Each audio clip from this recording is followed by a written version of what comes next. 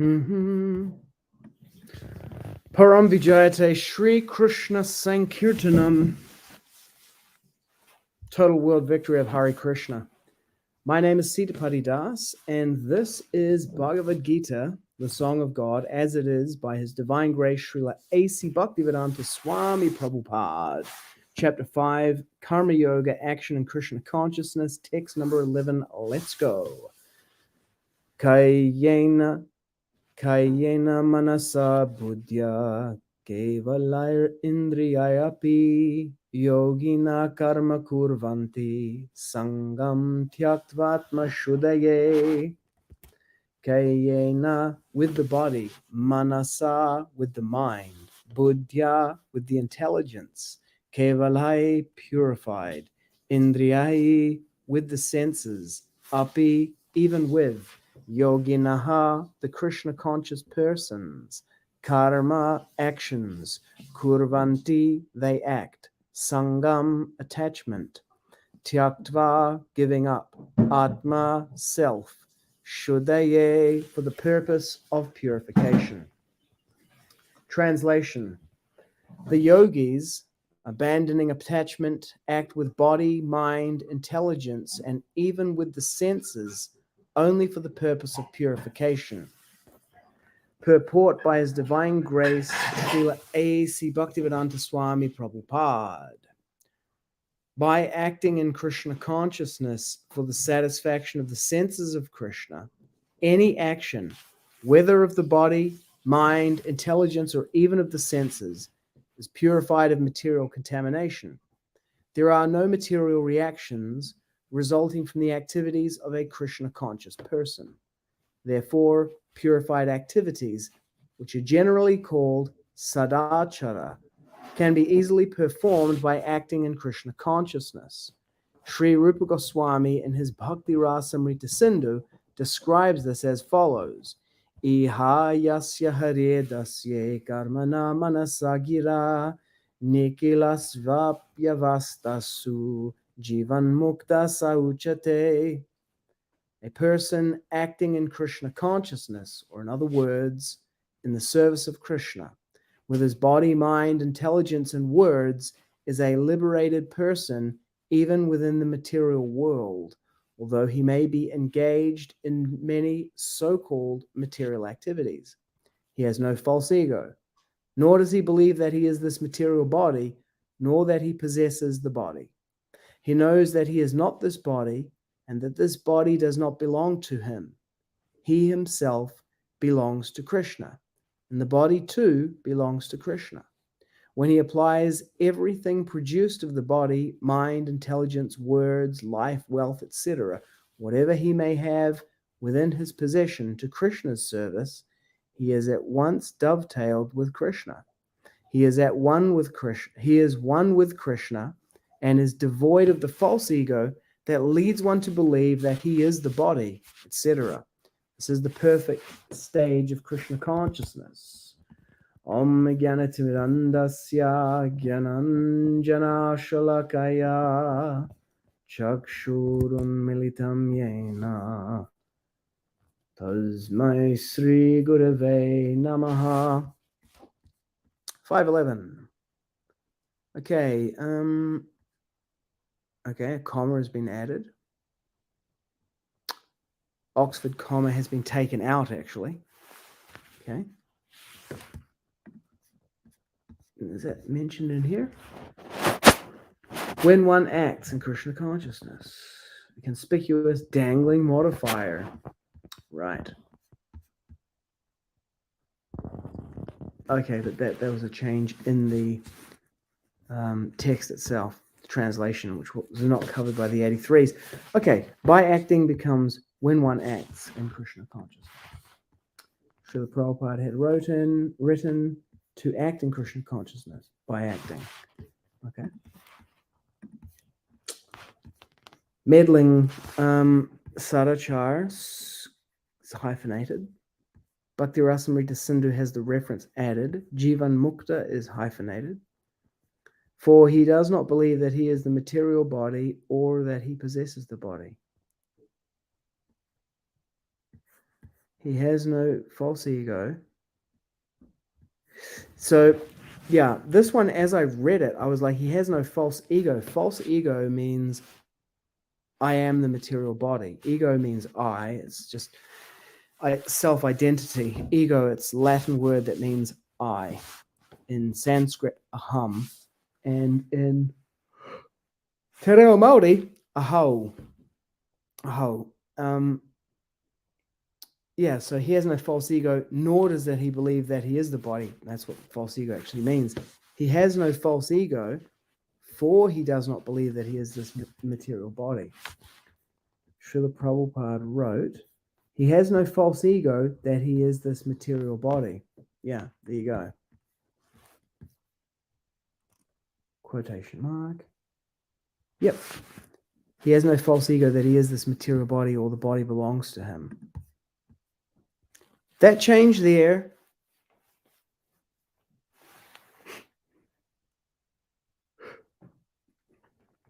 that's a change that I would have made, yeah. The dangling modifier one, I wouldn't have done that. That's just a re-edit.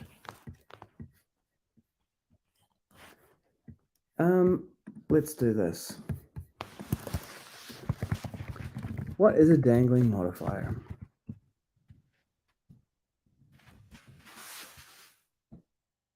Descriptive word or phrase improperly separated from the word it describes. Often sound awkward, ridiculous, or confusing. Words that it should modify are either hoping to garner favor. My parents were sadly unimpressed with the gift.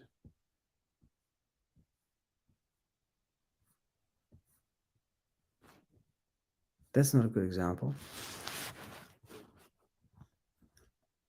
Let's have a look and see if oh,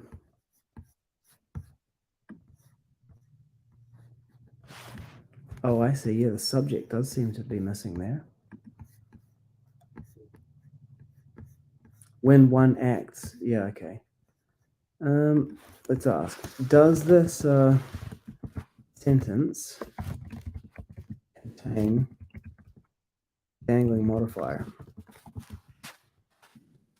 I'm just interested to see if it can identify it.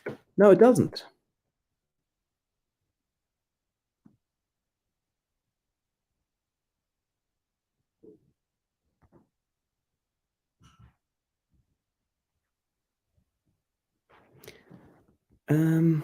There's no dangling modifier present. I mean, the sentence is coherent in its structure and meaning, definitely. I'm going to ask this.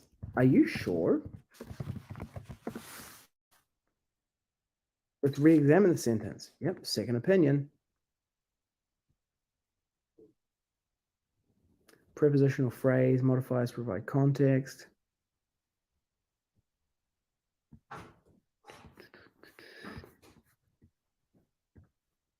The sentence seems to place emphasis on the action and its effects rather than the actor. Yeah, the subject is missing. It's almost like passive voice. An implied actor that isn't explicitly mentioned in the sentence, creating a potential dangling modifier. On the other hand, from a stylistic and contextual standpoint, especially in spiritual texts, this sentence structure might be acceptable. In conclusion, whether this is seen as a dangling modifier might depend on one's interpretation of the intended emphasis and context. Yeah, this edit, out of the edits in this particular one here, taking out the Oxford comma, personally, not a fan. Oxford comma rocks. But there was no need to do that, you know. This one here, this is what I call one of the meddling edits. Sadācāra hyphenation, adding this, hyphenating Jivan Mukta, adding the quote there, correcting what is actually an error here, yes. Changing this nor to nor, you know, for he does not, this nor does he, to that, meddling edit as well. There was no lack of coherency or structure or comprehensibility in the structure there. And then this dangling modifier thing here is just 100% a matter of interpretation and personal preference. And it's these personal preferential edits that are the category of edits that is unacknowledged by apologists for the editing. Okay, to the actual meaning here. Well, I mean, we got a good discussion of it here. This is good. The introductory phrase, by acting in Kṛṣṇa consciousness for the satisfaction of the senses of Kṛṣṇa, modifies or provides context to the main clause. The main sentence subject of the sentence is any action. The sentence is essentially saying that when one acts in Kṛṣṇa consciousness for Kṛṣṇa's satisfaction, this action, regardless of whether it originates from the body, mind, etc., is purified. The potential point of confusion might be in whether any action is a logical subject for the modifying phrase.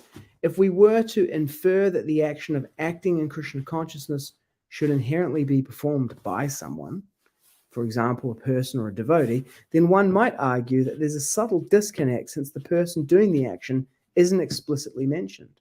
However, given the nature of spiritual and philosophical discourse, this kind of structure is not uncommon.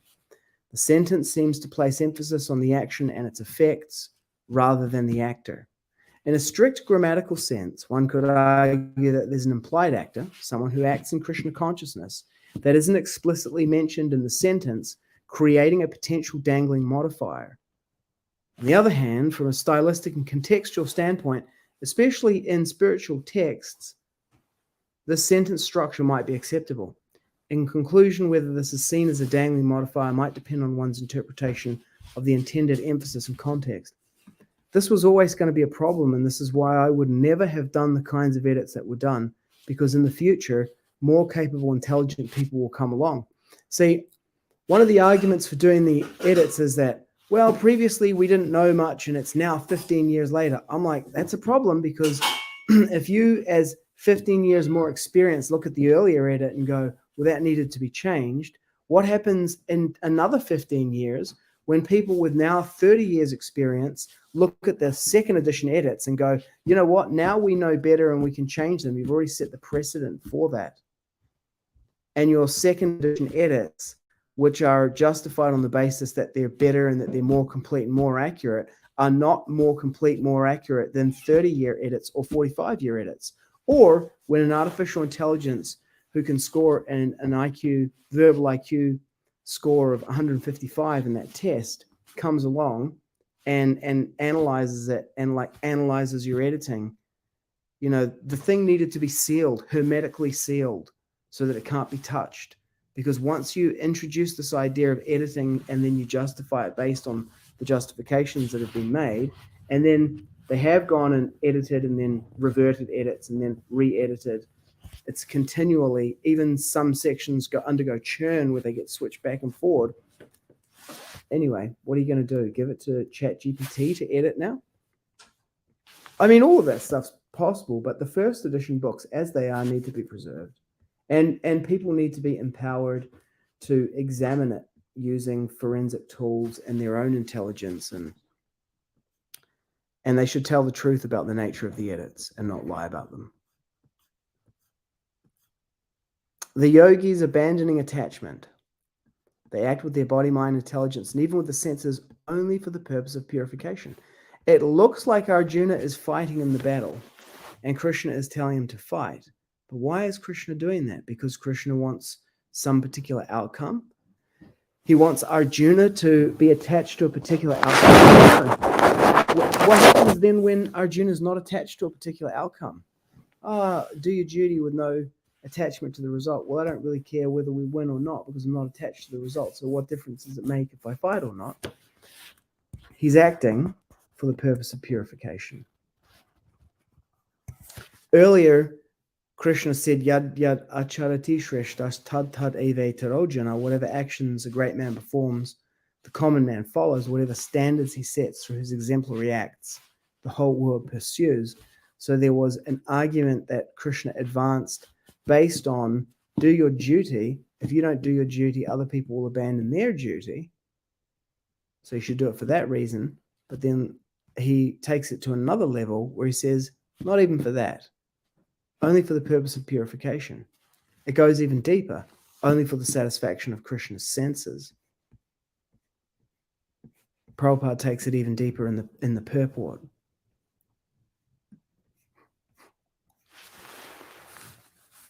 Doing things for the satisfaction of Krishna's senses. One person may be motivated, and when we say motivated, we actually mean think that they are motivated by trying to avoid sinful reactions.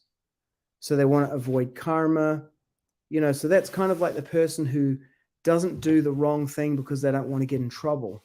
So they're kind of like, the only reason why I'm not breaking the law is because I know that if I break the law, I'm going to get in trouble with the authorities. So that's why they're not doing it. That's one level of consciousness. Another level of consciousness beyond that is you're doing the right thing because, the laws are ideally, and in actuality, God's laws, dharmam tu sakshad bhagavat pranitam, the real laws of religion that are laid down by the Supreme Personality of Godhead exist for the benefit of humanity, of the world. Just like as a parent, you lay down particular rules for the children in the family, and you don't do that, just to, force them to do things. You do that for their benefit. And when they follow those rules, they may follow them because I don't want to get in trouble, but they may go to another level where they actually start to understand what's behind the rules. And then they do them in order to fulfill on the commitment that's behind there, which ultimately is a loving commitment to the future well-being, the present and the future well-being, the development, thriving of the children. So God is the same way, creates and lays out the path of religion, of dharma, for people, humans, animals, everyone to follow on the earth for their benefit. But in the beginning, it's like fire and brimstone, do the right thing, or you're going to go to hell, or you're going to be punished, you're going to get karma, you're going to get struck by a lightning bolt, all those kind of things. Then, the yogis are acting for the purpose of purification. Oh, there's actually a benefit for me out of doing this. But then, ultimately, next level is the satisfaction of the senses of Kṛṣṇa. And because Kṛṣṇa is the Supreme Personality of Godhead, by watering the root of the plant, all of the leaves of the plant are automatically fed. So it's in one's own self-interest to worship Vishnu. Prahlad Maharaj says, Nahividu svarta gatim hi Natevidu svarta gatim hi Vishnu. They don't realize, the general mass of people, they don't realize that their ultimate self-interest is Vishnu. He is the Supreme Person, he's all-pervading, and he's the source of all living beings. And he also has personality and individuality.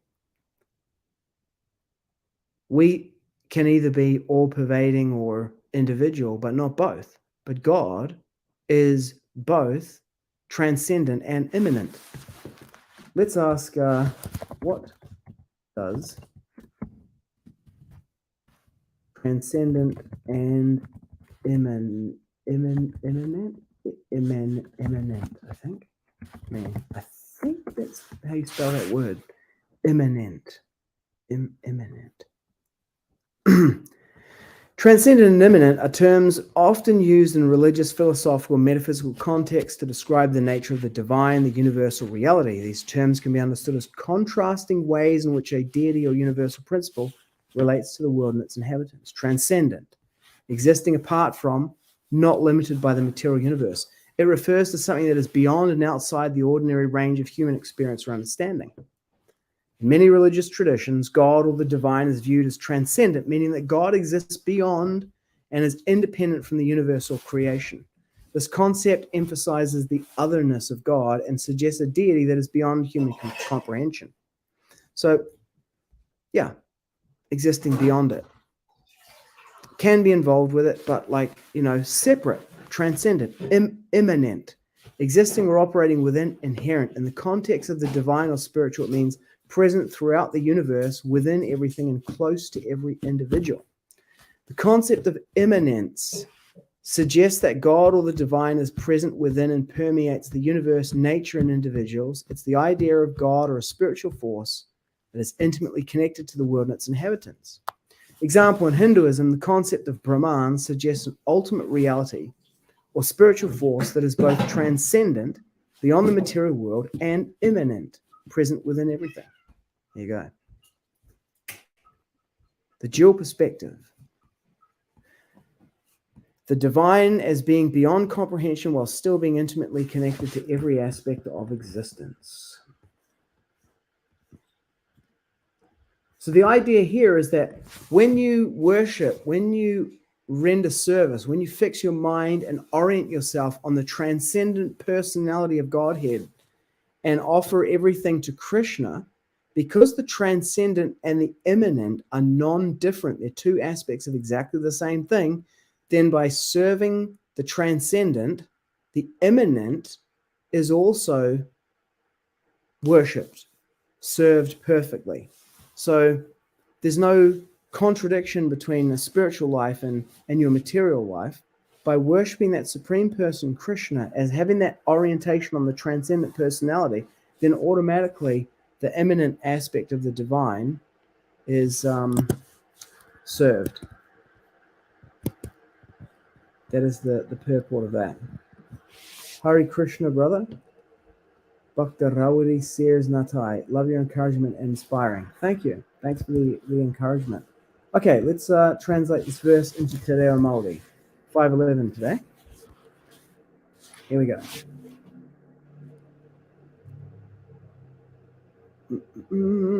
And that is the first edition version because it's got the Oxford comma. Okay, let's grab this. Punch it into the Goog translator.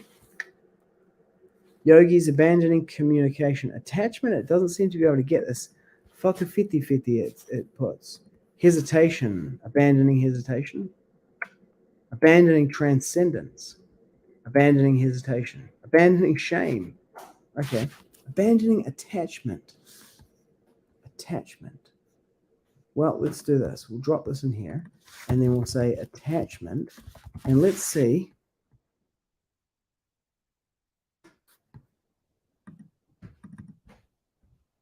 Abandoned. Dependence. Depiri. Let's interrogate. Okay, 89%. So, Whakawhiti.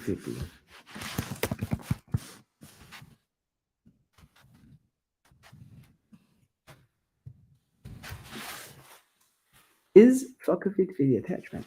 No, it's not. It's exchanging or transferring. Whakapono is closer to faith or belief.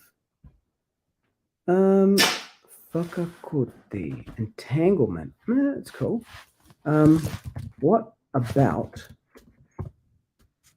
te piri?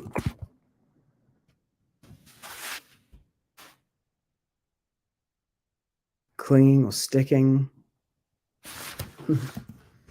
Yes. Okay, let's try it with te piri. What was the other one? It said entanglement. Whakakote. Let's try that.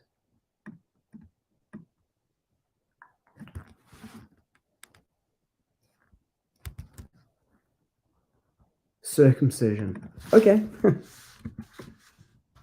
Ite piri. Attachment. Only for shame. Okay, let's have a look.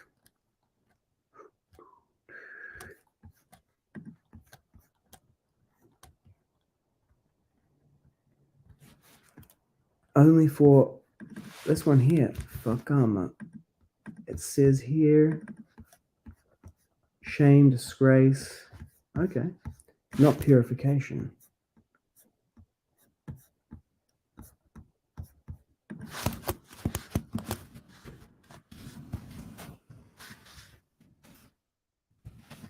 Purification. Nope, it's not. It's shame. Or embarrassment. Yeah.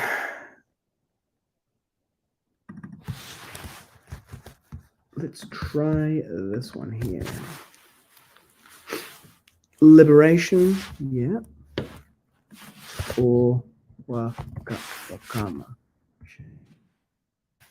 Yeah, that's probably better. Yes.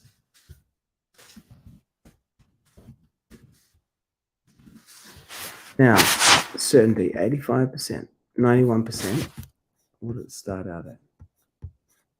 89 upgraded to 91. Should upgrade this.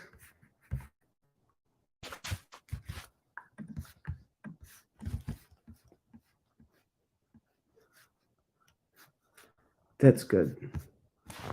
92%.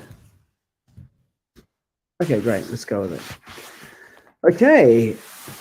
Kona yogi e whakarere ana i te piri.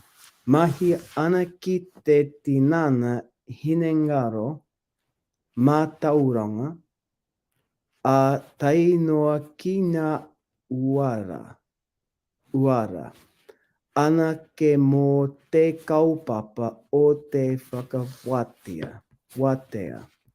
Hinengaro. Mind, mā tauranga. Intelligence. Nā uara. Interesting. Really? Values.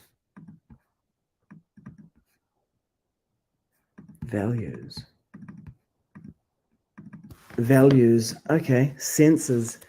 Yeah, there's no, I don't think there is. Let's try this. Even senses. Let's see. Whakaaro. Really? Thoughts. Yeah. Make heart. Thoughts. Senses doesn't seem to exist as a collective in Te Reo Māori. Okay, let's go back to the Sanskrit and the English to finish. Kāyena manasā buddhyā kevalair indriyair yoginaḥ karma kurvanti saṅgam tyaktvātma-śuddhaye. The yogis, abandoning attachment, act with body, mind, intelligence, and even with the senses only for the purpose of purification. That's the class for today, folks. Thanks for tuning in. Param Vijayate Śrī Kṛṣṇa Sankirtanam. Total world victory of Hare Krishna. Jai Srila Prabhupada.